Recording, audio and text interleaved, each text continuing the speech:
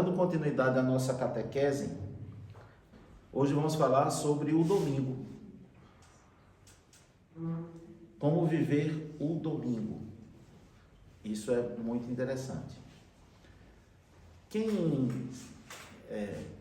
lê a Sagrada Escritura vai se impressionar com um argumento dos judeus e dos adventistas do sétimo dia de que o dia que Deus mandou guardar foi o sábado. Não é isto? E não o domingo. Por que que Deus mandou guardar o sábado? O argumento que Deus usa e justifica porque que ele guarda o sábado é porque ele descansou no sétimo dia da criação. Esse descansou de Deus não é que ele foi tirar um cochilo, porque Deus não dorme, está escrito nos Salmos, nem tira cochilo. Esse descansou de Deus quer dizer que ele não criou mais nada em relação ao planeta Terra, ou seja, a criação estava concluída. Então, esse descansou é de conclusão, certo? E também, como Deus criou o planeta Terra e colocou para governar o planeta Terra o homem que ele criara, para ser como a sua imagem, ser a sua imagem e semelhança, e saindo o homem da terra, Adão, que quer dizer, Adão, o nome é Adão, porque ele foi retirado da Hadamá, que quer dizer terra, em hebraico. Então, o homem precisava descansar. E aí nós vamos entender o que Cristo vai dizer sobre o sábado, dizendo que o sábado foi feito por causa do homem, e não o homem por causa do sábado. Ou seja, o homem não vive em função do sábado, mas ele precisa do sábado para recuperar as suas energias. No entanto, e também isto é para mostrar que o homem é diferente de Deus, porque o homem é semelhante, não é igual.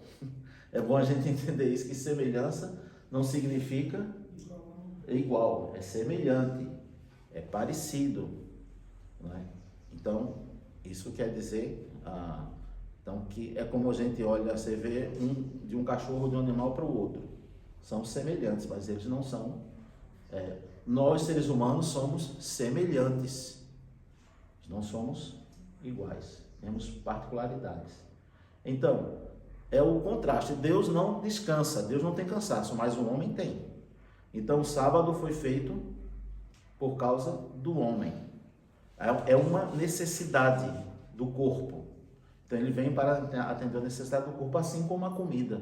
Ninguém é obrigado a comer, eu sempre digo isso. Porém, se não comer, morre.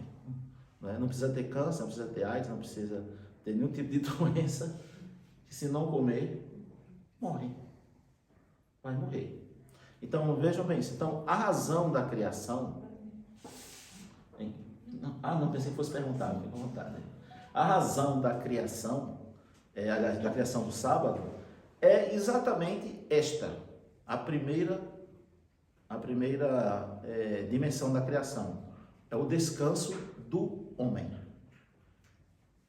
Então, o homem precisa descansar, então precisa de sábado. Quando chega o período da aliança com Israel, quando Deus vai fazer aliança com o povo de Israel, então ele estabelece o sábado para que ele santificasse. Veja a expressão. Então o sábado vai servir a um propósito santo. 6 dias farás toda a tua obra, e no 7º dia tu santificarás ao Senhor. Então será santificado ao Senhor. É um descanso, certo? Mas aí já começa uma preparação divina para aquilo que será a nossa realidade. A santificação, ou seja, é dedicado a cuidar da alma. 6 dias a gente cuida do corpo, mas a alma também precisa de cuidados. Vocês vão percebendo que é uma evolução.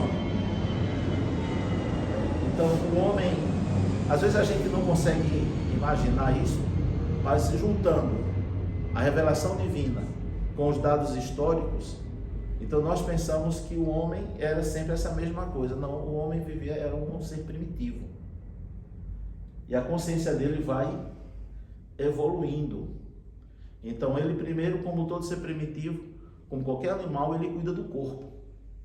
E Deus colocou então um cuidado com o corpo, que é o descanso. Mas agora precisa que venha a diferença do homem para o animal, é que ele tem uma alma racional. Ele tem uma dimensão em si que o diferencia de todos os outros seres criados, que na tradição da igreja chama-se nous. Nous é a faculdade da alma de poder dialogar com Deus, é o lugar da inteligência onde a revelação divina se dá. Então agora ele precisa também desenvolver esta faculdade. Ele desenvolveu a faculdade física, motora, né? Ele está lá alimentando o corpo, agora ele precisa desenvolver a alma. Então vem os ritos que são estabelecidos na lei para serem celebrados no sábado. Então, e as festas. Como as sociedades eram rurais e de difícil acesso à mobilidade, existe então o templo que é mandado construir, que é no lugar que Deus ensina, que é em Jerusalém, que é ali central. Então existem algumas festas que devem ser celebradas por todos, é obrigatório estar na presença do templo, porque o sacrifício só podia se dar no templo. Então as pessoas vinham nessas grandes festas, e uma delas, como a Páscoa e o Pentecostes, e a gente vai ver então quando vem a descida do Espírito Santo, que estavam presentes adoradores de todas as partes do mundo, que faziam peregrinações. E isto é um exercício espiritual também. E guardem isso que a gente vai usar mais adiante para entender o domingo na igreja. Então, as peregrinações eram feitas para fazer a adoração. Então, minha família, até que tem um exemplo disso, que Jesus se perde, né? Não se perde, ele estava no templo, que é a festa que a gente vai celebrar a Virgem Maria, e José estão voltando. Vocês vejam que narra uma cena de uma romaria, onde vem uma multidão e estão voltando para casa. E como eu ainda peguei este tempo, não de lá, né? Mas o costume de que os pais não se preocupavam com o filho, porque não tinha problema de violência, e todo mundo se conhecia e estava naquele, então eles voltam e não estão muito preocupados com Jesus, porque Jesus está, na ideia deles, ali no meio, com os amigos, né, com a sua brincando. Mas aí eles se percebem que não, então eles voltam para o templo. Então vocês vejam que há um movimento de viagem, não é? Então eles vão voltar para o templo, que era o lugar onde todo mundo peregrinava em épocas específicas para fazer a sua adoração. Então, o sábado, ele relembra o que mesmo? A criação. E também ele se destina ao que? Descanso. E o que mais? A adoração.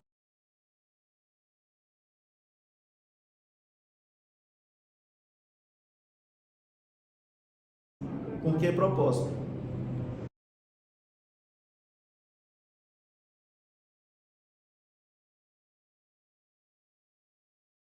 Para o desenvolvimento da alma. Então, a santidade faz parte da imagem de Deus no homem. O homem, para ser a imagem de Deus, é semelhança. Por quê? Porque Deus é o único vivente. A gente só tem vida se estiver em comunhão com Deus. O conceito de vida e de morte não é o mesmo de existência e não existência.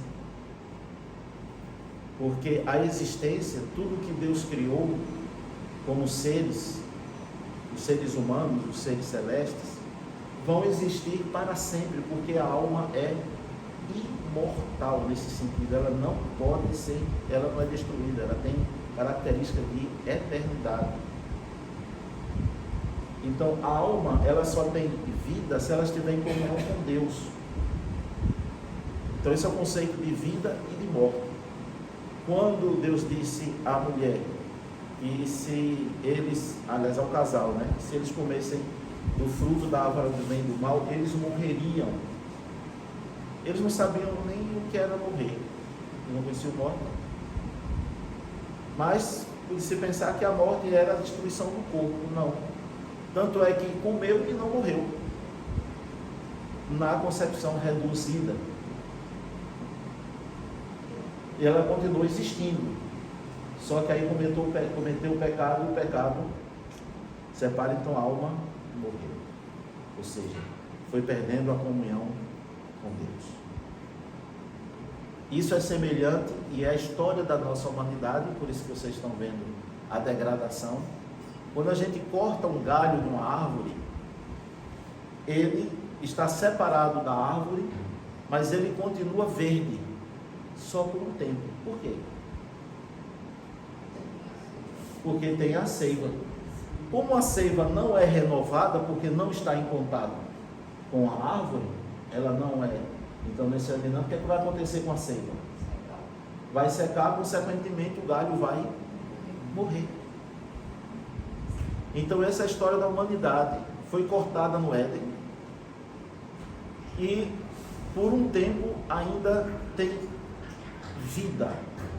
E essa vida não é a existência, é ainda uma noção do sagrado, uma percepção do sagrado. Só que com o passar do tempo, essa seiva vai desaparecendo e a humanidade vai secando à semelhança de um galho.